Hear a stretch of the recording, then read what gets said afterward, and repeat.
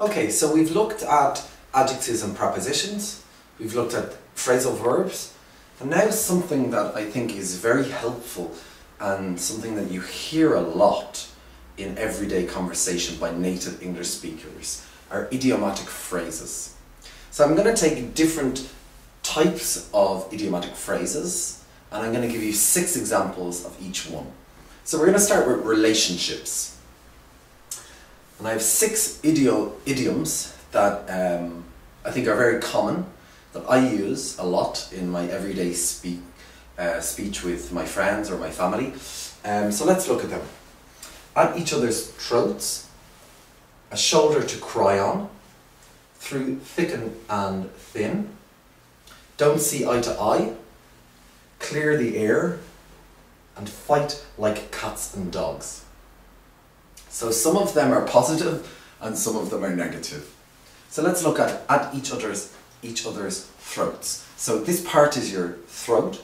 So if you think about Homer Simpson and Bart Simpson, what's the most common picture or situation that you see the two of them? Yeah, it's Homer Simpson with Bart. Yeah, so they're fighting.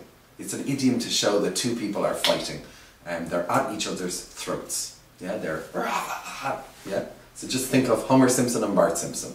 So two people are fighting. A shoulder to cry on is a supportive idiom. Yeah, you're saying, look, if you have a problem, give me a call. There's always a shoulder to cry on. Yeah, so imagine your friend has a problem, they put their head on your shoulder and they cry and you listen to what they're having to say. So it's not literally, you're not saying, here, look, put your head on my shoulder and you can cry. You're saying, I'm here to listen to you if you need somebody to talk to. Yeah. I need a shoulder to cry on. I need somebody to listen to my problems. Yeah. Through thick and thin is thick being thick and thin being thin. So if I say, oh look, he has been my friend through thick and thin.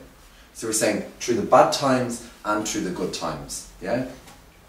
He's always been my friend when we've had really bad problems and when we've had really good times, through thick and thin.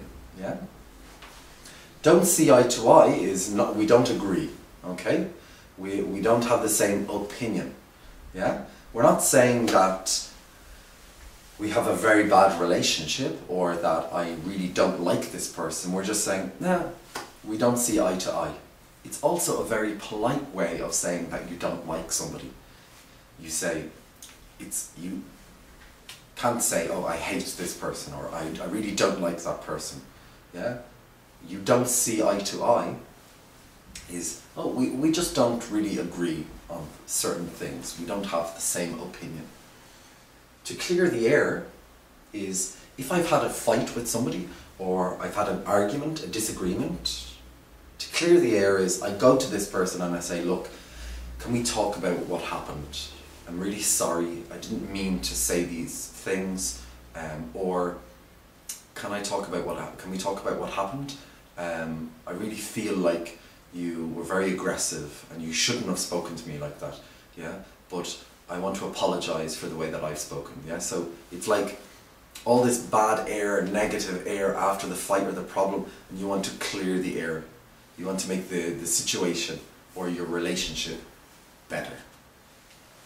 And the very last one, it's a very common one, to fight like cats and dogs. So we know that cats and dogs, they're not supposed to like each other.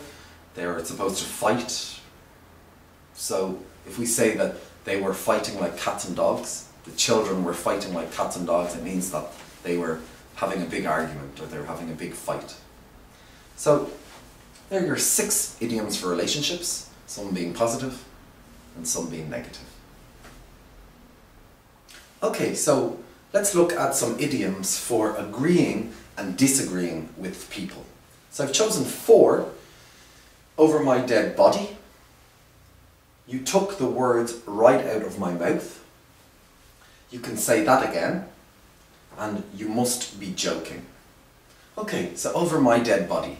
So say something is going to happen and you reply, over my dead body. It's like, you're not going to let this happen. The person will have to kill you for this to happen. So maybe, for example, you're 16 years of age and you say, oh, I want to go to the disco until 3 o'clock in the morning. And the reply of the parents would be, over my dead body. This is not going to happen unless you kill me. Yeah? You're going to have to kill me and then this can happen. So, over my dead body. Okay, you took the words right out of my mouth. It's like saying that what this person said it's like they took the words out of your mouth. It's like you were about to say this, or that what they said is exactly your opinion about this situation. Yeah, so they took the words out of your mouth. Yeah, it's almost like they read your mind. They could see what you were thinking in your mind. You can say that again. It's just a way to affirm that you agree with what this person said. Yeah, so somebody gives their opinion and you say, you can say that again. It's like, say it again because it's true. Yeah, you agree with it. You think what they said is right or correct. So you're making it strong and you're telling them that we have the same opinion. You can say that again. Okay, and finally, you must be joking, is to show somebody that you don't have the same opinion about them. Somebody says something and you say, you must be joking. Yeah, that you don't have the same opinion about as them. That what they said or what they're thinking, you're saying, it must be a joke. That can't be serious. Yeah, you must be joking. Okay, so those are 4 idioms to do it agreeing and disagreeing with people.